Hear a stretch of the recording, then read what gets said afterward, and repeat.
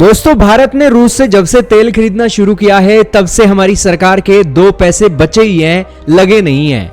इन पैसों की बचत के ऊपर अब यूक्रेन के विदेश मंत्री डोरे डाल रहे हैं और भारत को नसीहत दे रहे हैं, बकायदा अकड़ कर। दोस्तों, यूक्रेन के विदेश मंत्री का हाल ही में इंटरव्यू हुआ है और उन्होंने कहा है कि भारत ने रशिया से जो तेल खरीद के एक अपने देश के अंदर पैसा इकट्ठा किया है, उस पैसे को बैलेंसिंग एक्ट के चलते उसे इस्तेमाल करना चाहिए यूक्रेन के लोगों की मदद करने के लिए।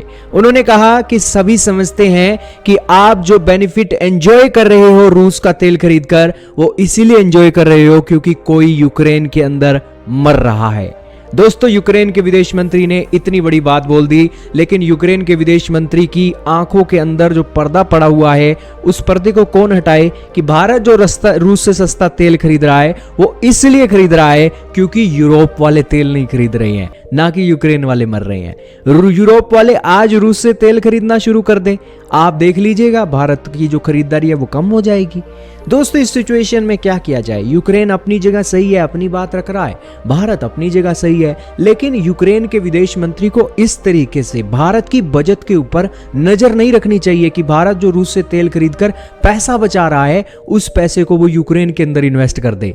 हमारे देश के अंदर 130 करोड़ लोग रहते हैं, उनकी एक कमाई है वो ऊपर नीचे हो जाएगी अगर हम आपको ये जो कमाई है करीब 35,000 करोड़ रुपए से भी ज्यादा की जो तेल खरीद कर हमने बचाई है वो अगर आपको दे देंगे।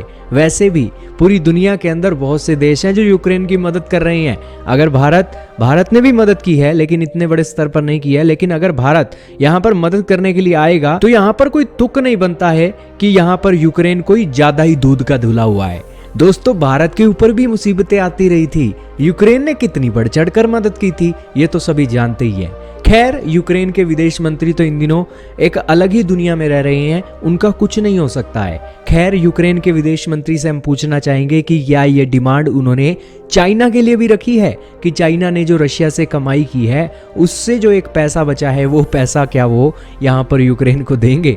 दोस्तों, चाइना वाले तो मुंह नहीं लगाते हैं यूक्रेन वालों को, वहां तो इनका बस भी नहीं चलता है।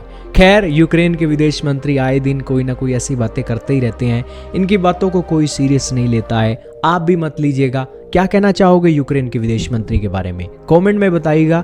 इनके लिए तो इनके लोग ज़्यादा एक जरूरी हैं, भारत के लोगों की इनके सामने कोई कीमत नहीं है और इसीलिए भिखारियों की तरह भारत ने जो पैसा बचाया है वो भीख मांग रहे हैं यूक्रेन के विदेश मंत्री, वो भी अकड़ कर।